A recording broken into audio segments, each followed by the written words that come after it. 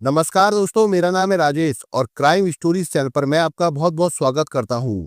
दोस्तों, आज मैं आपको अपराध की जिस वारदात के बारे में बताने जा रहा हूं, वो वारदात मेरठ, उत्तर प्रदेश में हुई थी। तो चलिए दोस्तों, जानते हैं इस वारदात के बारे में। उत्तर प्रदेश के मेरठ में रजपुरा गांव का रहने वाला रजत सिवाच उर्फ मोनू मंगल पांडे नगर के बिजली घर में सुपरवाइजर की नौकरी करता था। पिछले 4 साल से वो संविदा पर काम कर रहा था।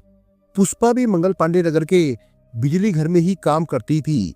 एक तो रजत और पुष्पा के घर 1-1.5 किलोमीटर के दायरे में थे, दूसरा उनका दफ्तर भी एक ही था। यहाँ तक कि दोनों का ड्यूटी का समय भी एक ही रहता था, इसलिए पिछले कुछ महीने से दोनों एक ही वाहन से आते जाते थे।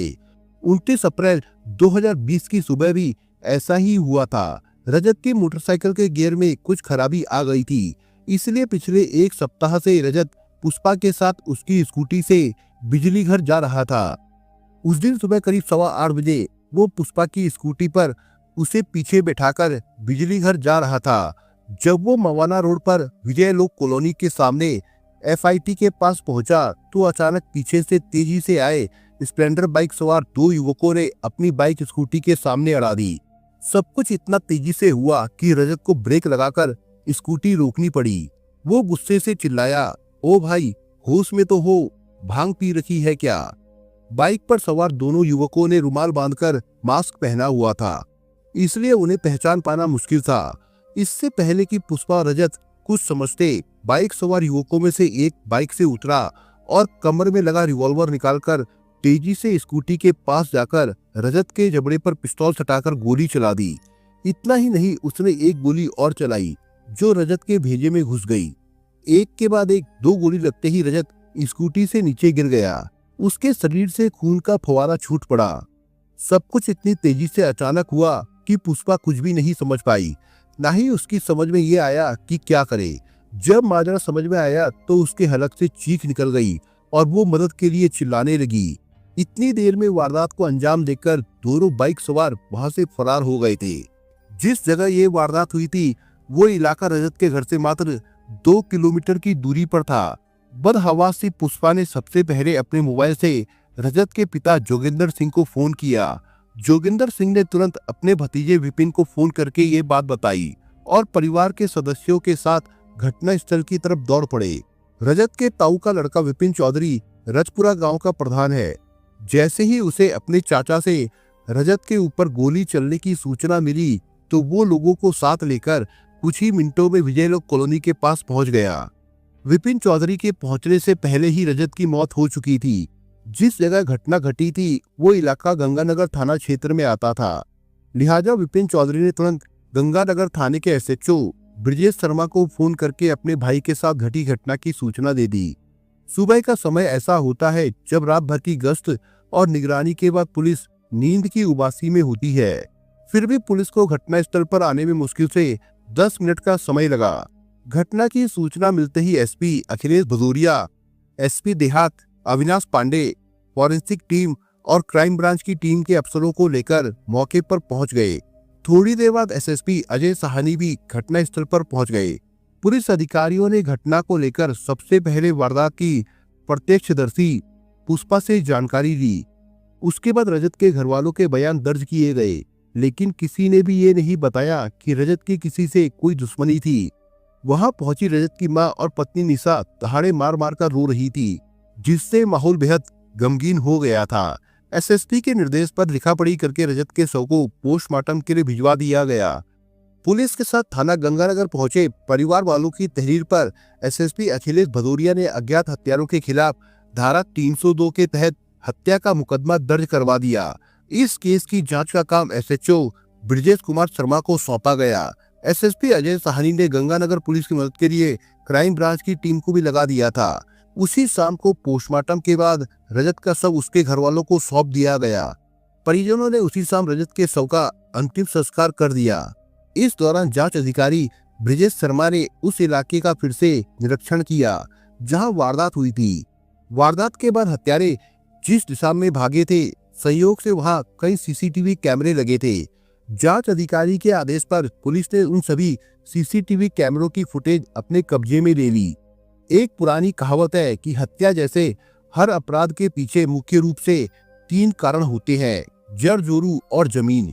यानी वारदात के पीछे या तो कोई पुरानी रंजिश हो सकती है जिसकी संभावना ना के बराबर थी, क्योंकि रजत के परिवार ने अपने बयान में साफ कह दिया था कि ना तो उनकी और ना ही उनके बेटे की किसी से कोई रंजिश थी और ना ही इसकी संभावना थी।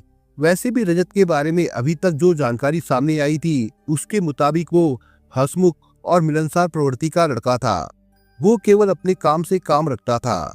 एक आशंका ये भी थी कि परिवार की कोई जमीन जायदाद या प्रॉपर्टी का मामला हो, लेकिन परिवार ने बताया कि उनके परिवार में प्रॉपर्टी से जुड़ा हुआ कोई विवाद नहीं है। रजत अपने परिवार का इकलौता बेटा था। उसके पिता के नाम काफी संपत्ति थी। ऐसे में संपत्ति के लिए भी उसकी हत्या हो सकती थी। इसके अलावा तीसरा अहम बिंदु था प्रेम प्रसंग। हत्या को जिस तरह से अंजाम दिया गया था उससे इस बात की आशंका ज्यादा लग रही थी कि इस वारदात के पीछे कोई प्रेम त्रिकोण भी हो सकता है। जिस समय रजत की हत्या हुई उस समय वो अपनी दोस्त पुष्पा के साथ ऑफिस जा रहा था। ये भी पता चला कि दोनों अक्सर साथ ही दफ्तर जाते थे। जांच अधिकारी ब्रिजेश शर्मा के मन में अचानक सवाल उठा कि कहीं ऐसा तो नहीं कि रजत और पुष्पा के बीच कोई ऐसा संबंध हो जिसकी वजह से रजत की हत्या कर दी गई हो। इस आशंका के पीछे एक अहम कारण ये भी था क्योंकि पूछताछ में पता चला था कि उत्तराखंड के युवक से पुष्पा की 10 दिन बाद ही शादी होनी थी। एक तरफ पुलिस टीम ने क्राइम ब्रांच के सहयोग से कब्जे में ली गई सभी सीसीटीवी कैमरों की फुटेज देखने का काम शुरू कर दिया था। दूसरी तरफ पुलिस ने रजत व उसके कुछ करीबी दोस्तों के साथ पुष्पा के मोबाइल नंबरों की सीडीआर निकलवा ली। इन सीडीआर की जांच पड़ताल करके ये देखा जाने लगा कि रजत का ज्यादा संपर्क किससे था। पुलिस के नजर में शुरुआती जांच में ही पुष्पा सबसे ज्यादा संदिग्ध नजर आ रही थी। इसलिए पुलिस ने पुष्पा और उसके एक भाई को पूछताछ के लिए हिरासत में ले लिया। वारदात के दूसरे ही दिन रजत की पत्नी निशा भी थाने पहुंच गई। उसने पुलिस के सामने ही पुष्पा पर अपने भाइयों के साथ मिलकर रजत की हत्या का आरोप लगाया। उसने पुष्पा से जिस तरह के सवाल जवाब किए उससे भी पुलिस को लगने लगा कि कहीं ना कहीं रजत और पुष्पा के बीच में असामान्य रिश्ते थे। हालांकि पुष्पा अभी तक केवल यही कह रही थी कि ऑफिस में एक कर्मचारी के नाते ही वो रजत के साथ आती जाती थी। इससे ज्यादा उनके बीच में कोई रिश्ता नहीं था। लेकिन निशा इस बात पर जोर दे रही थी कि जब रजत पर हमला हुआ तो उसने हत्यारों से मुकाबला क्यों नहीं किया। पुष्पा का कहना था कि गोली चलते ही वो डर गई थी। उस समय उसमें कुछ भी सोचने समझने की शक्ति नहीं रह गई थी। पुलिस को पुष्पा व उसके भाई पर शक होने का एक मजबूत आधार ये भी था कि जब सीसीटीवी फुटेज देखी गई तो उसमें एक हत्या आरोपी पैर में चप्पल पहने नजर आया। जब पुलिस पुष्पा के भाई को पकड़कर थाने लाई तो उसने ठीक वैसी ही चप्पलें पहनी हुई थी। पुष्पा का भाई योगेश गुड़गांव की एक प्राइवेट कंपनी में काम करता था और लॉकडाउन के चलते छुट्टी पर घर आया हुआ था। जब पुलिस ने उसे पूछताछ के लिए उठाया तो उस समय उसके पैरों में वैसी ही चप्पल थी। पुष्पा और उसके भाइयों पर शक का एक दूसरा आधार ये भी था कि पुष्पा ने रजत से 8,000 रुपए उधार लिए थे। हालांकि जब पुलिस ने पुष्पा से पूछताछ की तो उसने इस बात से साफ इनकार किया कि उसका रजत से कोई लेन देन का हिसाब था। लेकिन जब निशा ने लेन देन की बात बताई तो पुष्पा ने माना कि उसने रजत से 8,000 रुपए उधार लिए थे, जिसमें से 2,000 रुपए उसने चुकता कर दिए थे। अब पुलिस को लगने लगा कि हो ना हो कोई ऐसी कहानी जरूर है जिसे पुष्पा छिपा रही है। लग रहा था कि उसके भाइयों ने ही रजत की हत्या की है, क्योंकि पुष्पा काफी दिनों से रजत को गांव के बाहर से स्कूटी पर बैठाकर ऑफिस ले जा रही थी। कातिलों की टाइमिंग भी एकदम परफेक्ट थी। जैसे ही वो रजत को लेकर गांव से निकली, कातिलों ने पीछा शुरू कर दिया। और सबसे हैरानी की बात तो ये थी कि कातिलों ने पुष्पा को छुआ तक नहीं, जबकि रजत को 2 गोली मारकर वो फरार हो गए। पुलिस की कई टीमें अलग अलग बिंदुओं पर रजत हत्याकांड की गुत्थी सुलझाने में लगी थी। मोबाइल की कॉल डिटेल व दोस्तों से पूछताछ पे ये भी पता चला कि रजत की कई अन्य लड़कियों से भी दोस्ती थी। कॉल डिटेल से पुलिस को कुछ और क्लू भी मिले।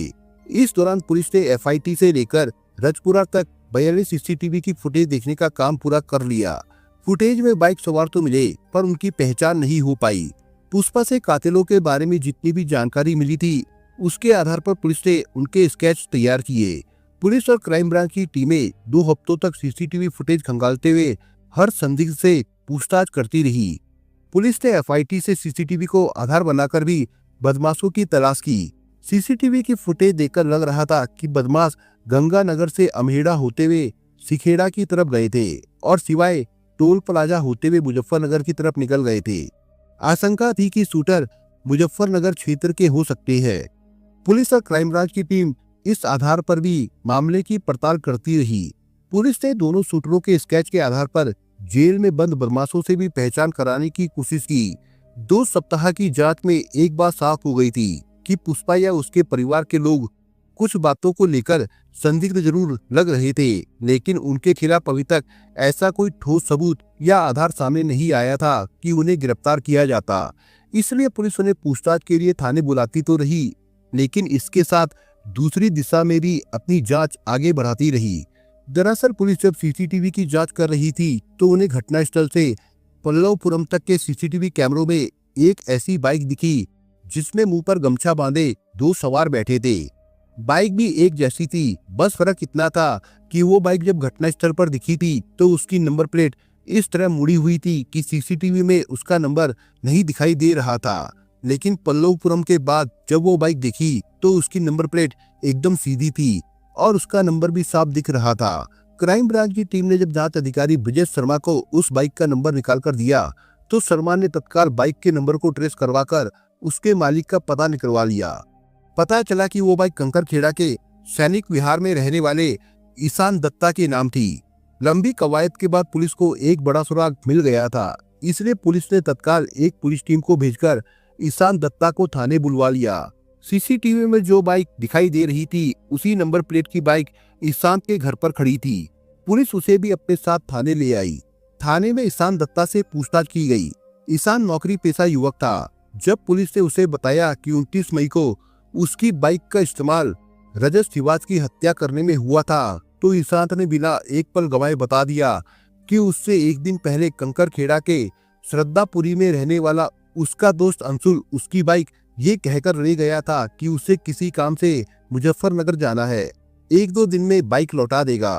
क्योंकि लॉकडाउन के कारण ईशान को कहीं नहीं जाना था, इसलिए उसने अपनी बाइक अंशुल को दे दी और अंशुल वादे के मुताबिक 2 दिन बाद उसकी बाइक वापस लौटा गया।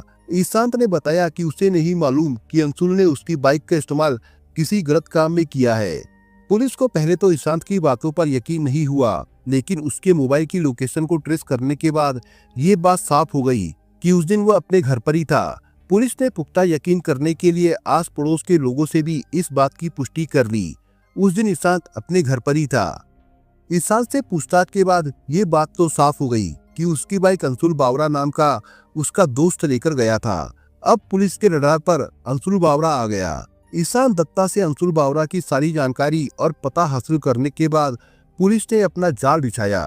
अगले 24 घंटे में पुलिस ने अंशुल को भी हिरासत में ले लिया, जिसके बाद पुलिस ने पुष्पा से उसकी शिनाख्त कराई तो उसने बता दिया कि जिन लोगों ने रजत के ऊपर हमला किया था उनमें से एक की कदकाठी बिल्कुल अंशुल के हुलिये से मेल खाती है। इसके बाद पुलिस ने जब अंशुल से अपने तरीके से पूछताछ की तो कुछ घंटों की मशक्कत के बाद वो टूट गया। उसने कबूल कर लिया कि उसने अपने एक दोस्त कपिल जाट के साथ मिलकर रजत की हत्या की थी। अंशुल ने यह भी मान लिया कि उसने अपने दोस्त ईशान से झूठ बोलकर उसकी बाइक से वारदात को अंजाम दिया था। घटना के समय बाइक के पीछे लगी नंबर प्लेट को उसने मोड़कर ऊपर की तरफ कर दिया था ताकि किसी को नंबर पता न चल सके। घटना के बाद जब वे लोग पल्लवपुरम के पास पहुंचे तो उसने नंबर प्लेट सीधी कर दी। इसके बाद एक जगह लगे सीसीटीवी कैमरे में बाइक का नंबर आ गया होगा। इससे साफ हो गया कि रजत की हत्या करने में ईशान दत्ता शामिल नहीं था। अब सवाल था कि आखिर अंशुल बावरा ने रजत की हत्या क्यों की। जब इस बारे में पूछताछ हुई तो पुलिस के पांव तले की जमीन खिसक गई, क्योंकि पिछले 2 हफ्तों से वो इस हत्याकांड के सुराग तलाशने में दूसरे जिलों तक हाथ पांव मार रही थी। उसे क्या पता था कि रजत का कातिल उसके घर में ही छिपा बैठा था। अंशुल से पूछताछ में पता चला कि उसने रजत की पत्नी निशा के कारण रजत की हत्या को अंजाम दिया था। अब कपिल जाट के अलावा रजत की पत्नी भी उसकी हत्या में वांछित हो गई। पुलिस ने कोई भी कदम उठाने से पहले रजत के परिवार वालों को विश्वास में लेना जरूरी समझा, इसलिए उन्होंने रजत के पिता जोगिंदर सिंह और उसके कजिन रजपुरा के प्रधान विपिन चौधरी को बुलाकर अंशुल बावरा से हुई पूछताछ के बारे में बताया। ये जानकारी मिलने के बाद उन्होंने पुलिस को निशा को हिरासत में लेकर पूछताछ करने की अनुमति दे दी। महिला पुलिस के सहयोग से उसी दिन निशा को भी हिरासत में ले लिया गया। दूसरी ओर एक टीम पहले ही कपिल जाट की गिरफ्तारी के लिए भेज दी गई थी।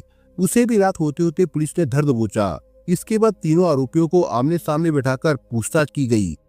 जो कहानी पुलिस के सामने आई उसे जानने के बाद सभी के होश उड़ गए, क्योंकि निशा की 7 साल पुरानी एक प्रेम कहानी ने जो अंगड़ाई ली थी उसने उसकी जिंदगी में खूनी रंग भर दिए। खास बात ये थी कि खून के रंग भरने वाली चित्रकार भी वही थी। निशा का पहला प्यार था अंशुल। कंकर खेड़ा के श्रद्धापुरी का रहने वाला अंशुल बावरा पहले से ही शादीशुदा और 2 बच्चों का पिता था और वो दूध की डेयरी चलाता था। निशा का परिवार लंबे समय से उसके पड़ोस में ही रहता था। निशा को अंशुल ने अपनी आंखों के सामने जवान होते देखा था। निशा को वो उसी वक्त से प्यार करता था जब वो किशोरावस्था में थी। ऐसा नहीं था कि उसका प्यार एक तरफा था। अंशुल दबंग किस्म का फैशन परस्त और चकाचौंध भरी जिंदगी जीने वाला नौजवान था। कोई भी लड़की उसकी तरफ आकर्षित हो सकती थी। निशा भी अंशुल की तरफ आकर्षित हो गई और मनी मन उसे पसंद भी करती थी। पड़ोस में रहने की वजह से निशा बदनामी के डर से अंशुल से ज्यादा तो नहीं मिल पाती थी, लेकिन जब भी दोनों के बीच में बातचीत होती तो उससे दोनों को ही ये आभास हो गया था कि वे एक दूसरे को पसंद करते हैं। दबी जबान से दोनों ने एक दूसरे से ये बात कह भी दी थी, लेकिन इसी दौरान एक ऐसी घटना घटी जिसकी वजह से अंशुल और निशा के प्यार ने परवान चढ़ने से पहले ही दम तोड़ दिया। हुआ ये कि 2011 में नोएडा के एक व्यवसायी के किडनैप और उससे फिरौती वसूलने के आरोप में अंशुल को नोएडा पुलिस ने गिरफ्तार कर लिया था। इस मामले में उसे 6 साल जेल में गुजारने पड़े। जब 2017 में अंशुल जेल से बाहर आया तो उसे पता चला कि उसकी मासूका निशा की शादी हो चुकी है। उसने निशा के बारे में अपनी कॉलोनी के लड़कों से जानकारी हासिल करने के बाद किसी तरह से उसका मोबाइल नंबर भी प्राप्त कर लिया था। 3 साल पहले अंशुल ने निशा के नंबर पर फोन किया तो पहले वो अनजान नंबर देखकर सकपका गई, लेकिन जब उसे पता चला कि फोन करने वाला अंशुल है तो उसकी जान में जान आई। अंशुल ने पहली बार की बातचीत में ही निशा के सामने अपनी दिल की शिकायत दर्ज करा दी। उसने निशा से शिकायत भरे लहजे में कहा, यार मैंने तो तुम्हें अपने मन के मंदिर में बसाकर जीवन भर साथ निभाने के सपने देखे थे। किस्मत ने मेरे जीवन के साथ थोड़ा खिलवाड़ क्या किया कि तुमने मुझे भुला ही दिया। मेरा इंतजार किए बगैर अपना घर बसा लिया। निशा के पास कोई जवाब तो था नहीं, लिहाजा उस दिन उसने सिर्फ यही कहा कि वो अपनी मम्मी से मिलने के लिए घर आएगी, तब उसके साथ विस्तार से बात करेगी। उस दिन के बाद निशा और अंशुल की हर रोज फोन पर बातें होने लगी। कुछ दिन बाद जब वो कंकर खेड़ा अपने मायके गई तो लंबे अरसे बाद अंशुल से मुलाकात हुई। अंशुल ने खूब गिले शिकवे किए और बताया कि झूठे मुकदमे में फंसाकर उसे जेल भेज दिया गया था। जेल में वो हर दिन उसे याद करके अपना समय गुजारता था। अंशुल की इस बात ने निशा को भावुक कर दिया। वो सोचने लगी कि उसने तो अंशुल को जेल जाने के बाद ही भुला दिया था, जबकि वो उसे अभी तक भुला नहीं पाया था। निशा जब कॉलेज में पढ़ती थी तब उसकी जान पहचान रजत से हुई थी। कॉलेज के दिनों में दोनों के बीच में प्यार शुरू हुआ और कॉलेज की पढ़ाई खत्म होते होते दोनों का प्यार परवान चढ़ गया और दोनों ने फिर लव मैरिज कर ली। रजत जाट परिवार से था, जबकि निशा वैश्य परिवार की थी। रजत का परिवार बिरादरी से बाहर निशा से उसकी शादी के लिए तैयार नहीं था, लेकिन रजत ने परिवार के विरुद्ध जाकर निशा से शादी की। शादी के कुछ दिन तक वो परिवार से अलग रहा, लेकिन परिवार का इकलौता लड़का होने की वजह से घर वालों ने निशा से शादी को मंजूरी दे दी। शादी के 1 साल बाद ही निशा ने एक प्यारी सी बेटी को जन्म दिया, जो अब करीब 5 साल की है। रजत की मां स्वास्थ्य विभाग में नौकरी करती थी, जो कुछ दिन पहले ही रिटायर हुई है। हालांकि रजत के पिता के पास काफी जमीन जायदाद थी, लेकिन इसके बावजूद 3 साल पहले रजत ने बिजली विभाग में संविदा पर सुपरवाइजर की नौकरी ज्वाइन कर ली थी। कुछ ही दिन पहले निशा दोबारा गर्भवती हुई थी। जब अंशुल दोबारा निशा की जिंदगी में आया तो वो सब कुछ भूलकर फिर से उसके आगोश में समा गई। 3 साल पहले फिर से ताजी हुई निशा की अंशुल से पुरानी मोहब्बत दिनों दिन परवान चढ़ती गई। वो अपनी माँ से मिलने का बहाना बनाकर अक्सर कंकर खेड़ा जाती और फिर कभी किसी होटल में तो कभी किसी दोस्त के घर पर अंशुल के गले का हार बनकर अपनी पति को धोखा देती। हालांकि हर घर में पति पत्नी में छोटी मोटी बातों पर तो तकरार होती है, झगड़ा होता है, यहाँ तक कि कभी कभी मारपीट तक हो जाती है। ऐसा ही रजत और निशा की जिंदगी में भी था, लेकिन जब से अंशुल उसकी जिंदगी में आया तब से रजत का ऐसा हर व्यवहार उसे अपने ऊपर अत्याचार लगने लगा था। जब वो अंशुल से रजत के इस व्यवहार के बारे में बताती तो वो आग में घी डालने का काम करता। अब अक्सर ऐसा होने लगा कि जब भी रजत व निशा के बीच किसी बात को लेकर तकरार होती तो वो अक्सर झगड़े में बदल जाती थी। धीरे धीरे रजत और निशा के बीच में मनमुटाव झगड़े और मारपीट में बदलने लगा था। जब भी ऐसा होता तो निशा अक्सर बाइके जाती और वहां अंशुल की बाहों का सहारा उसे दिलासा देता। निशा के ऊपर अब अंशुल के प्यार की खुमारी इस कदर चढ़ चुकी थी कि वो रजत को छोड़ने का मन बना चुकी थी। अंशुल ने भी उसे अपनी बनाने को कह दिया था कि वो उसे भगाकर उससे शादी कर लेगा। ऐसा ही हुआ भी। निशा ने घर से भागने की पूरी तैयारी भी कर ली। 22 मार्च को लॉकडाउन होने से पहले निशा ने 20 मार्च को फोन करके इस योजना के तहत रात को अंशुल को अपने घर के पीछे बुलाया और कपड़ों से भरे 2-3 बैग छत से नीचे फेंक दिए, जिन्हें ले जाकर अंशुल ने अपने घर में रख लिया था। योजना ये थी कि अगले दिन निशा घर से कुछ गहने व नकदी लेकर किसी बहाने खाली हाथ निकल जाएगी और फिर अंशुल उसे कहीं ले जाएगा जहां दोनों शादी कर लेंगे। लेकिन अगले ही दिन जनता कर्फ्यू का ऐलान हो गया और उसके अगले ही दिन देश भर में लॉकडाउन लग गया। फलस्वरूप दोनों की योजना पूरी नहीं हो सकी। कुछ दिन बाद निशा ने अंशुल को फोन करके दोबारा कहा कि वो बहुत परेशान है, आकर उसे ले जाए। इसके बाद अंशुल ने कहा कि रजत को मार देता हूँ, जिसके जवाब में निशा ने कहा कि तुम्हें जो करना है करो, लेकिन मुझे यहाँ से ले जाओ। उसके बाद अंशुल और निशा ने मिलकर रजत की हत्या की योजना बनाई। इसी योजना को पूरा करने के लिए अंशुल ने पहले एक तमंचे का इंतजाम किया। उसके बाद उसने किसी ऐसे साथी का साथ लेने का फैसला किया जो हिम्मत वाला हो। इस काम में उसने अपने साथी कपिल जाट को साथ रखने का फैसला किया। उसने वाहन के लिए सैनिक विहार में रहने वाले अपने दोस्त ईशान दत्ता से झूठ बोलकर 28 मई को उसकी बाइक ले ली। उसी सुबह वो पहले तड़के दबूत हुआ गया और वहां से कपिल जाट को साथ लेकर गंगानगर पहुंचा। गंगानगर में मोटरसाइकिल पर सवार होने के दौरान ही अंशुल ने कपिल को बताया था कि उसे अपने प्रेमिका के पति का काम तमाम करना है। हालांकि कपिल ने इस बात पर ऐतराज भी किया कि अगर ऐसा काम करना ही था तो उसे पहले बताना चाहिए था, फिर कारगर योजना बनाकर काम करते। लेकिन अंशुल ने उसे समझा दिया कि उसने पूरी प्लानिंग कर ली है, बस वो बाइक चलाए, गोली मारने का काम वो कर लेगा। दूसरी तरफ निशा अंशुल को पहले ही बता चुकी थी कि रजत अपने ऑफिस में काम करने वाली लड़की के साथ 8 से 8:30 बजे के करीब घर से निकलता है। इसलिए अंशुल कपिल जाट के साथ 8 बजे ही गली के बाहर कुछ दूरी बनाकर रजत के बाहर आने का इंतजार करने लगा। रजत जैसे ही पुष्पा के साथ स्कूटी ड्राइव करते हुए अपने ऑफिस के लिए चला तो अंशुल ने उसकी स्कूटी का पीछा शुरू कर दिया। करीब 2 किलोमीटर पीछा करने के बाद मौका देखकर स्कूटी को ओवरटेक करके रुका। फिर रजत को 2 गोली मारकर कपिल के साथ फरार हो गया। रजत की हत्या के बाद अंशुल सीधे अपने घर पहुंचा। कपिल को उसने कहीं छोड़ दिया था। दूसरी तरफ पड़ोस में रहने वाले निशा के घर वालों को जब पता चला कि उनके दामाद रजत की किसी ने हत्या कर दी है तो उसके घर में रोना पीटना शुरू हो गया। पता चलने पर अंशुल कॉलोनी के कुछ लोगों के साथ निशा के परिजनों को सांत्वना देने पहुंचा। जब निशा के घर वाले रजत के घर जाने की चर्चा करने लगे तो हमदर्दी दिखाते हुए अंशुल अपनी कार से उन्हें रजत के घर ले गया। निशा के परिजनों के साथ उसने भी पारिवारिक सदस्य की तरह ही शोक व्यक्त किया। अंशुल के वहां आने से निशा इस बात को बखूबी समझ गई थी कि अंशुल ने अपना काम न सिर्फ सफाई से किया है बल्कि वो सुरक्षित भी है। अगले दिन सुबह ही अंशुल ने ईशान दत्ता की मोटरसाइकिल उसे वापस लौटा दी। अंशुल निश्चित था कि उसने रजत की हत्या इतनी सफाई से की है कि पुलिस के हाथ उसकी गर्दन तक नहीं पहुंचेंगे, लेकिन हर अपराधी से कहीं न कहीं चूक होती है। अंशुल की चुगली सीसीटीवी कैमरों ने कर दी। पुलिस ने घटनास्थल से लेकर कई किलोमीटर तक करीब 40 सीसीटीवी कैमरों से कड़ियां जोड़ते हुए वारदात में शामिल उस बाइक को खोज निकाला। इस तरह अंशुल बावरा, कपिल जाट तथा निशा तीनों पुलिस के चंगुल में फंस गए। पुलिस ने हत्या में इस्तेमाल की गई बाइक को पहले ही बरामद कर लिया था। बाद में अंशुल से पूछताछ के बाद हत्या में इस्तेमाल तमंचा भी पुलिस ने बरामद कर लिया। पुलिस ने अंशुल के घर से ही निशा के कपड़ों से भरे बैग भी बरामद कर लिए थे। पुलिस ने जिस समय निशा को गिरफ्तार करके जेल भेजा था वो 3.5 माह की गर्भवती थी।